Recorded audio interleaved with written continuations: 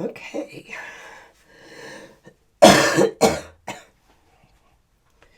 All right, so I got myself a little box here to keep my pastels in that I'm using for this painting during this time. When I'm done, I will put them back into my box. But for now, this gives me a little place I can keep track of everything, and it makes it a lot quicker to clean up. And that's why it's a really good idea whenever you have like these little boxes or the pastels come in, they're really too nice to throw away. So the first thing I'm going to do is put my little edge around here so that I'm composing to the part of the paper that will actually show under the mat, and not composing to the very edge of the paper when in fact I'm going to lose 1/4 to 1/2 inch on each side.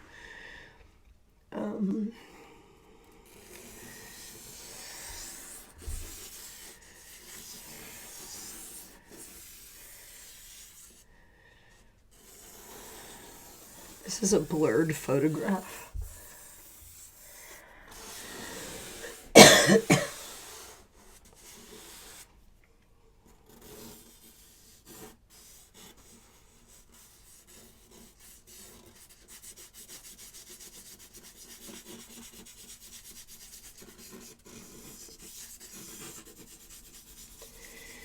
I want to get a sense. It's I did not take this photograph, but I did get permission to use it, and I've been looking at so many people's photographs of Vermont on Facebook, and the things that made me pick this photograph is that it has a strong light and shadow, a strong light coming from the side, so that things are lit up. And when the light comes in from the side, that's the easiest way to make volume in your trees and stuff. The hardest thing, I think, and the least interesting light is when the light is right directly behind you, so you're lined up with the light. And I really liked that this had this dark coming across here.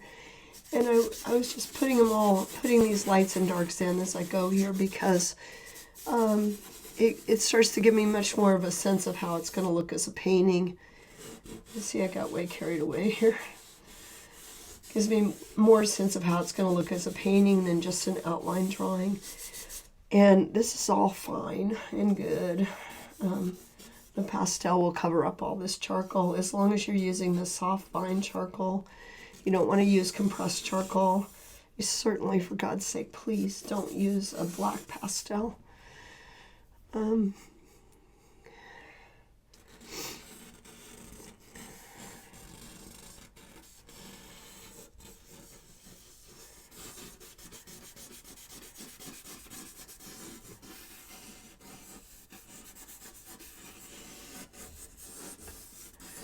it made things a little big. I ran out of room over here.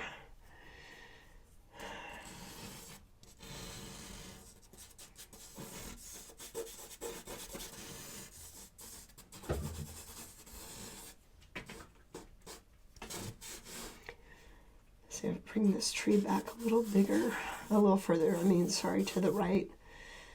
Get it out in the middle a little bit, and this is a little smaller.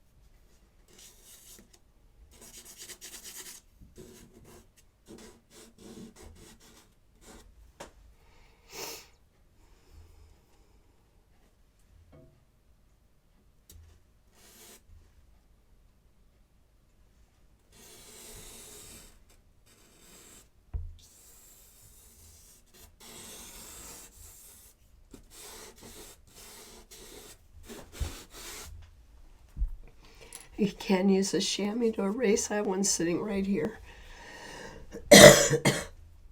Just, I forget to use it.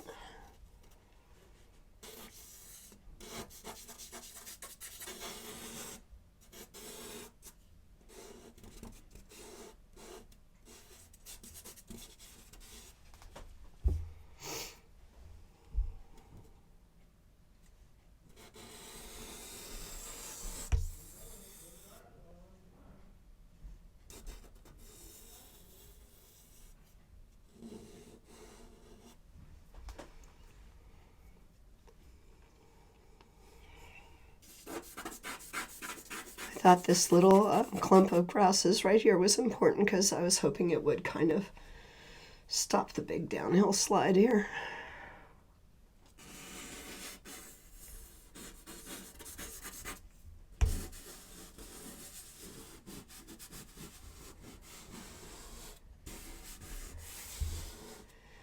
I kind of made all those trees too big. Starting right here.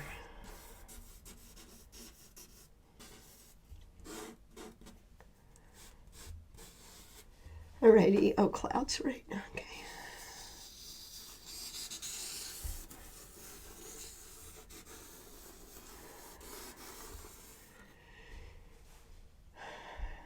So the important thing to remember about clouds is that in the sky, this is the furthest part away from you.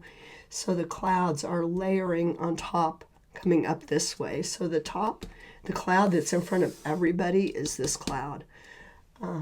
So I'm going to try to keep that in mind after I get started here on my sky. All right, so just going to start with the blue.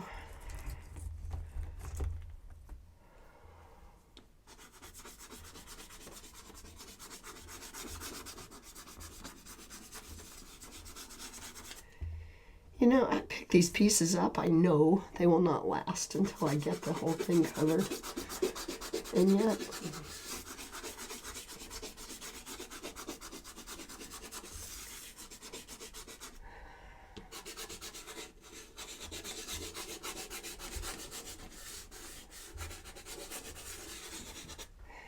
do it anyway.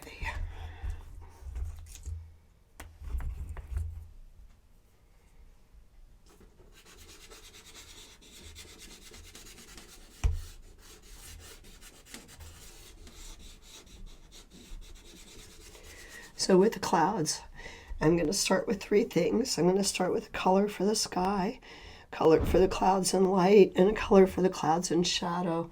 And I'm not going to worry about recession and about making, changing this going back. I'll come back and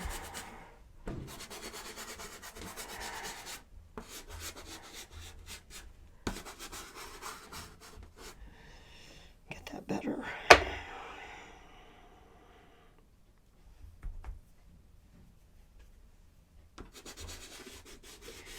You want to keep in mind that the sun is coming in from the left, so the clouds will be shadowed more on the left-hand sides and underneath because the sun is shining down on them.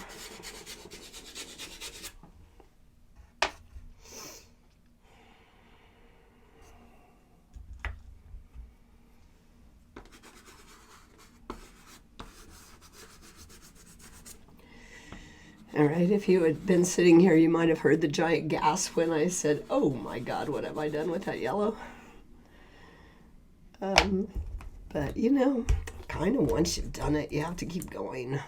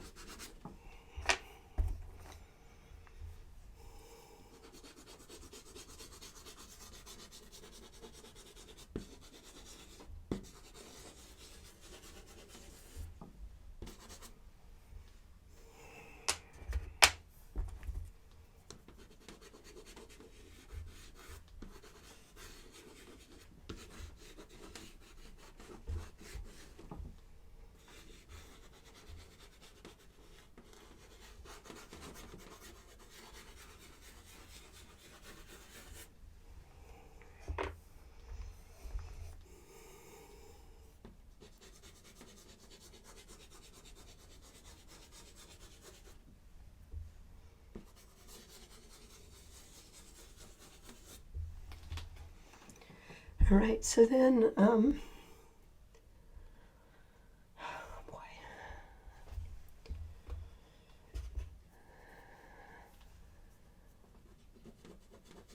It's that furthest little range of mountains.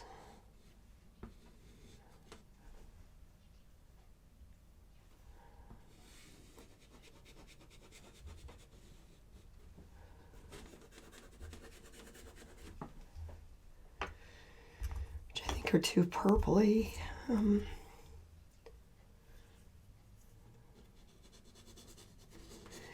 They seem like they were about the same darkness as the clouds right here. Oh yeah, but I don't know which one's more purple and which one's more blue. And this a little blue I'm going to add in the mountains. For now, I guess if I don't know, I'll just come back to it.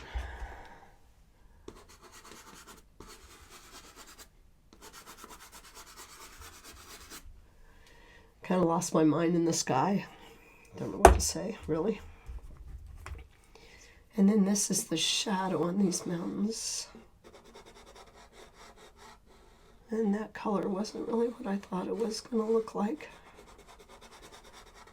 Which is part of why I never spend too much time thinking about stuff, because they just don't look the same in the box as they do. Nope. I'm going to try this. Seemed like that would be really way too dark, but it might be okay just for a start.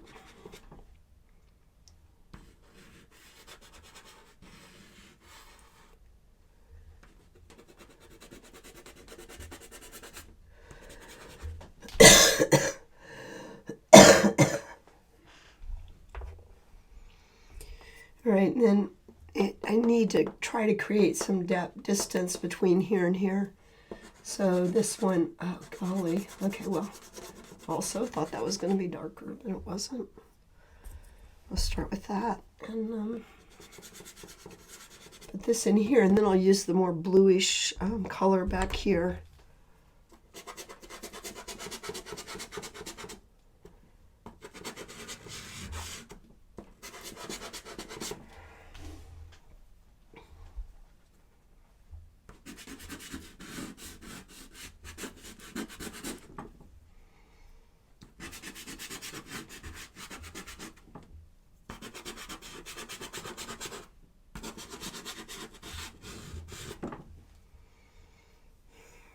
I love this color right here in the photograph.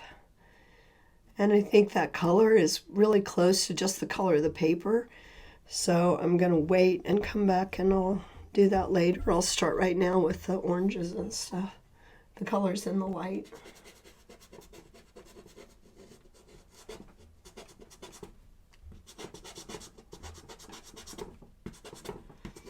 So I have myself quite a few problems set up here. That's the thing, when you start a painting, you create a set of problems for yourself, and then the painting becomes the solution of those problems.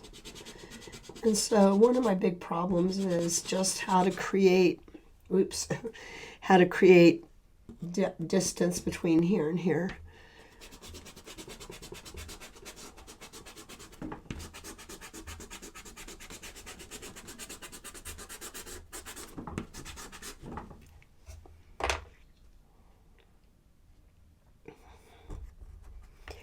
So it'd not be my first choice for color paper for the autumn. But I don't know, for some reason, I hoped I would get so much more work done this summer. I ended up buying a lot of red paper when it was on sale and not very much gray paper, so I don't really have any gray paper left. But it won't really matter once everything's covered over.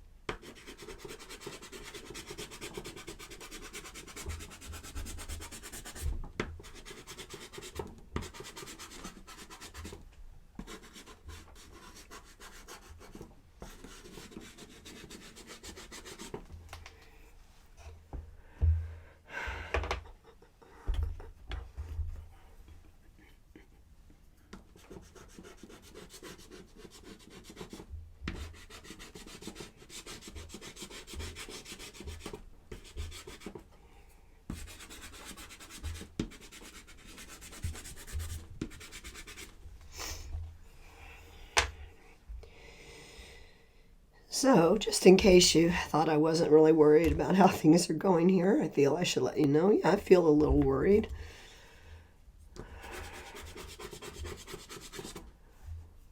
But it's honestly, if I don't feel a little worried, then I don't think I think worried is what I need to feel all the time, a little worried. Can't remember if I've talked about this before, but that artist Richard Schmid, and he just described his work. He's incredible. I mean, he is incredible. But he would say, and then the painting painted itself, and that just never, ever in my lifetime has happened for me.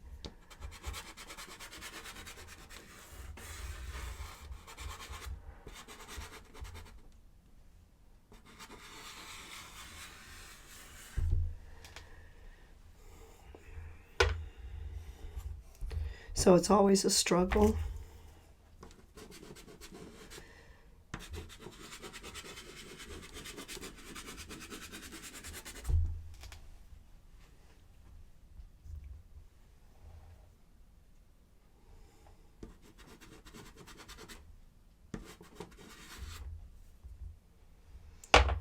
And put those tree trunks back in, but I'm just going to do it in charcoal for now.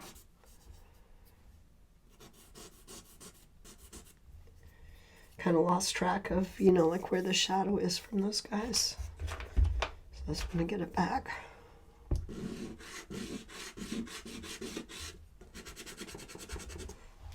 These demonstrations, really 30 minutes, I think is just about how long before I need to spray anyway.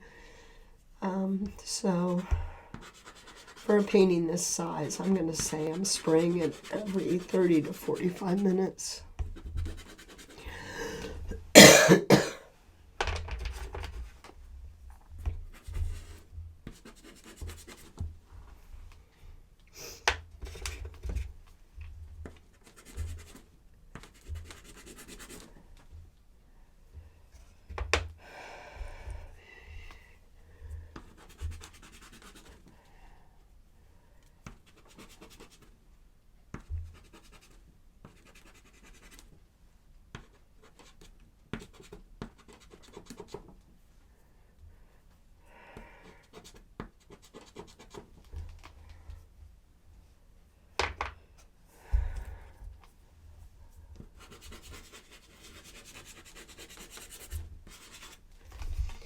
But really, why do you even go further than this? I mean, I think it's a really good question. I always, just hoping that I'll make it better. And I'm not sure even what I mean by better, but I think I mean more accurate colors, more complex colors. That's, what I'm really interested in.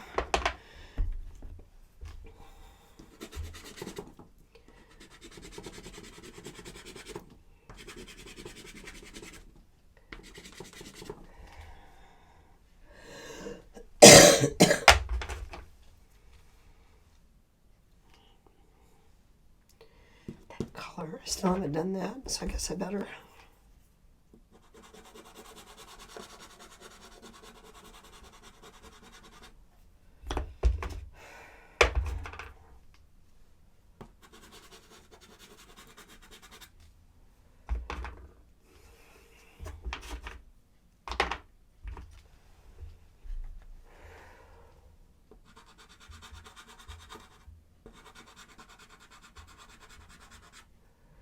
That surprised me. I wasn't sure I could put that in there and not have that pop forward, but I feel like it's okay.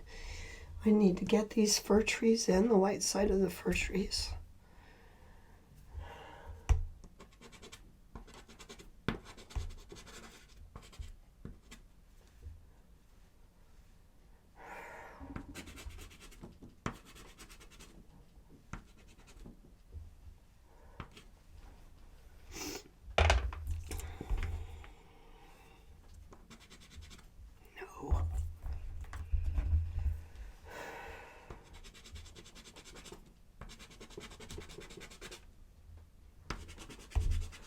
See, that's where I feel like right now I made a mistake that is hard to fix until I spray it. I do think maybe that would be better back here.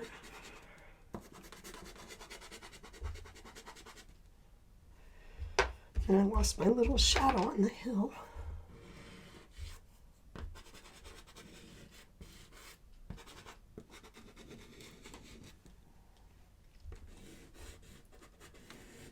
Just want to get those back in there better because I don't want to lose them because there were things I really liked. You know, there's always things you really like. It's not clear if you get to have them or not, but I don't want to lose track of them yet. I think I can have them.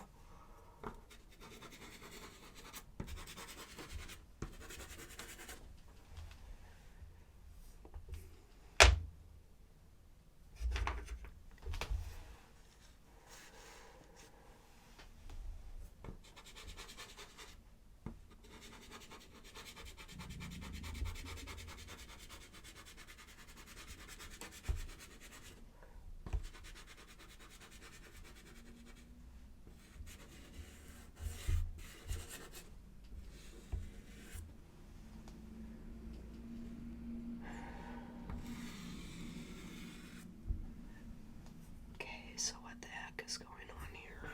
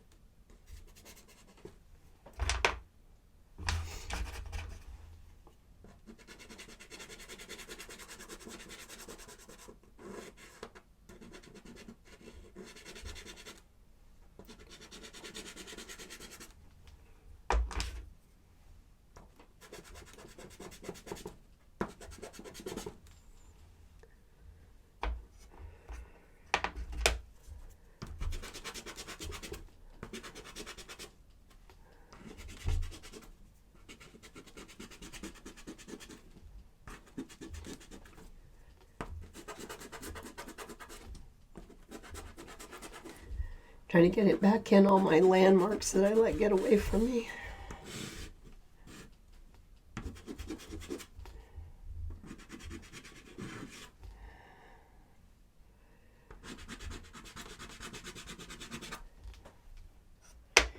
Yeah, I really messed up those trees.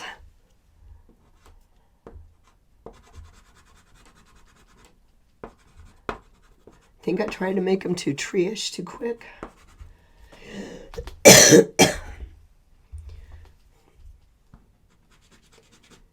Yeah, just give it up for now. Oh yeah, and some of them are trees that are behind. Maybe that would help.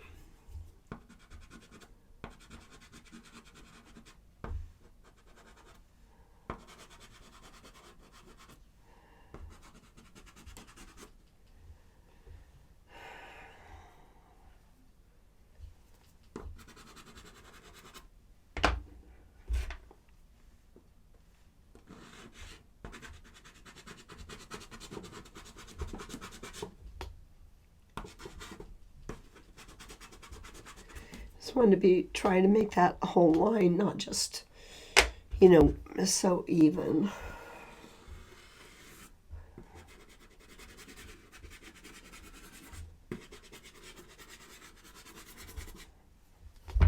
I love all this in the photograph.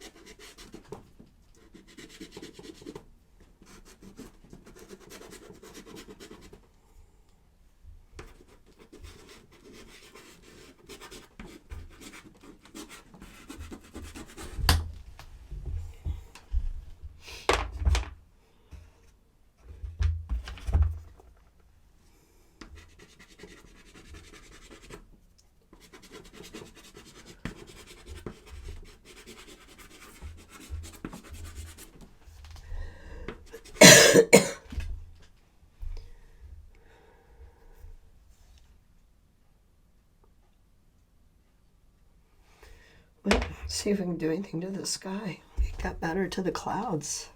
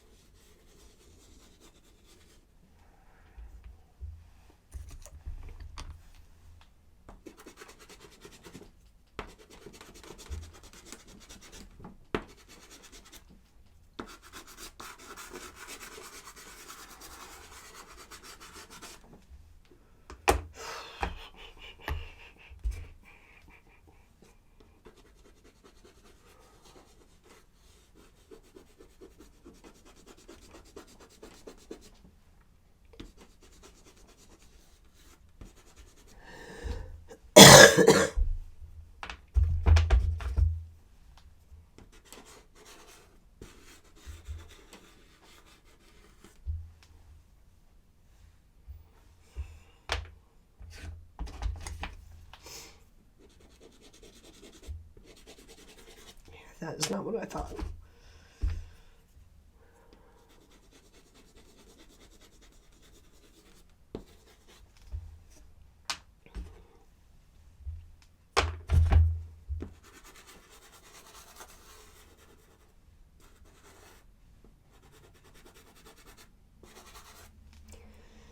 I'm just trying to build up this idea that this cloud is on top.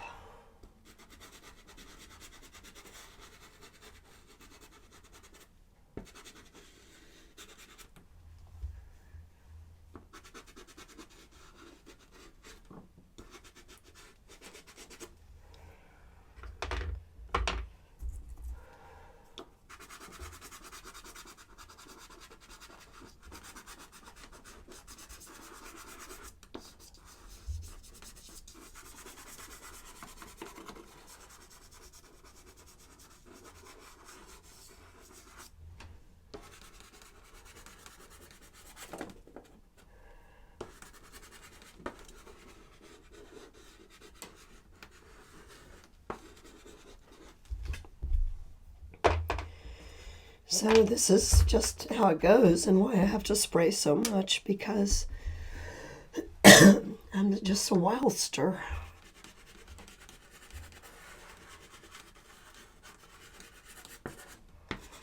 And I'm not being very careful.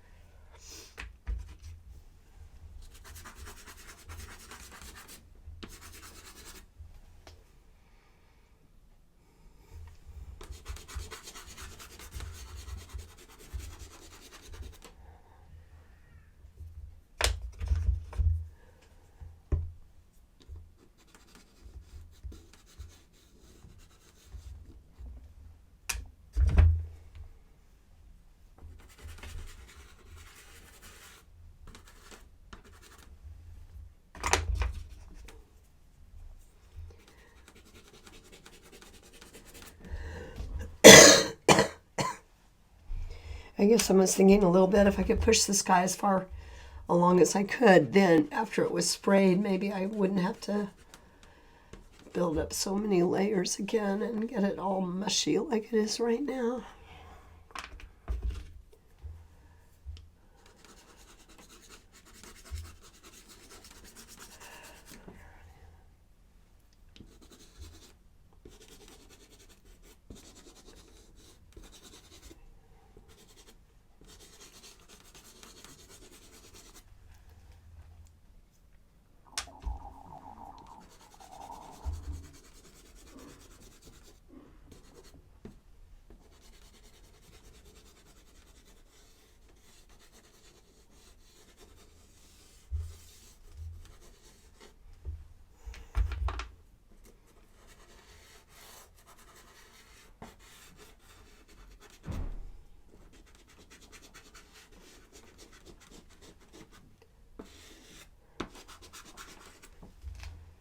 Yeah, it looks so bad in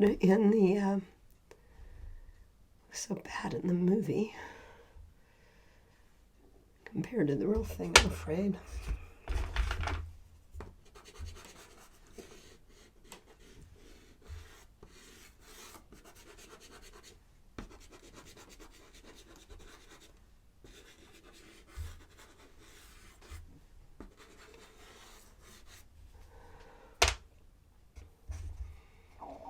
I just keep fooling around.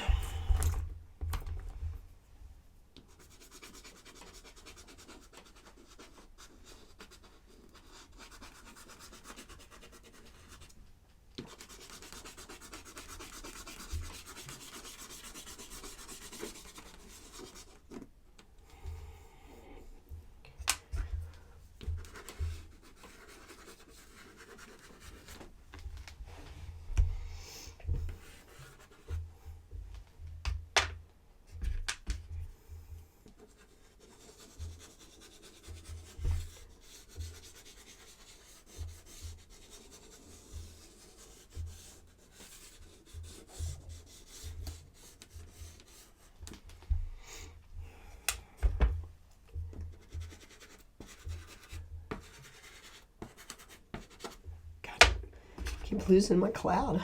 That one cloud I was kind of always trying to hang on to there. That one that was sort of so wide in there.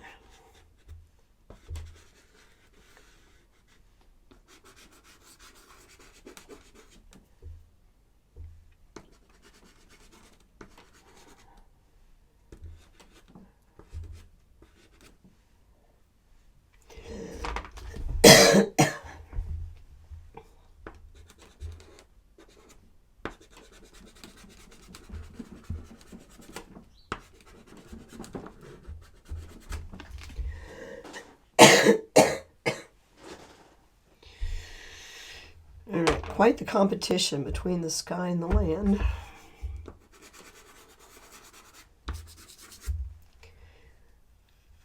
I don't know who's going to win.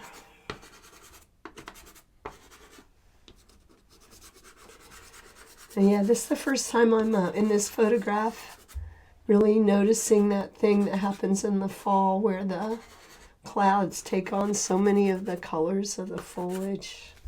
So many ochres and things in the clouds that you don't ever see in the summer.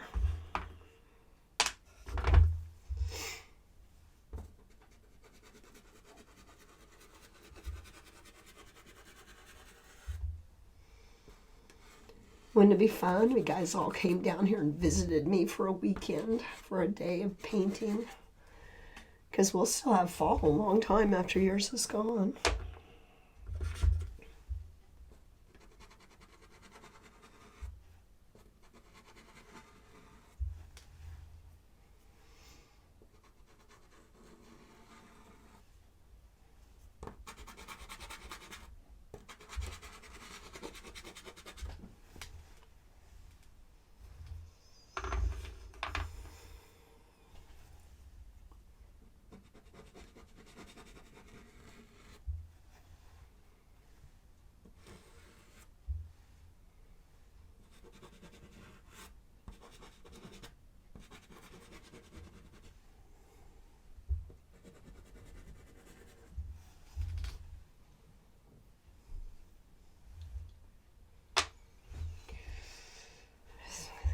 A little darker.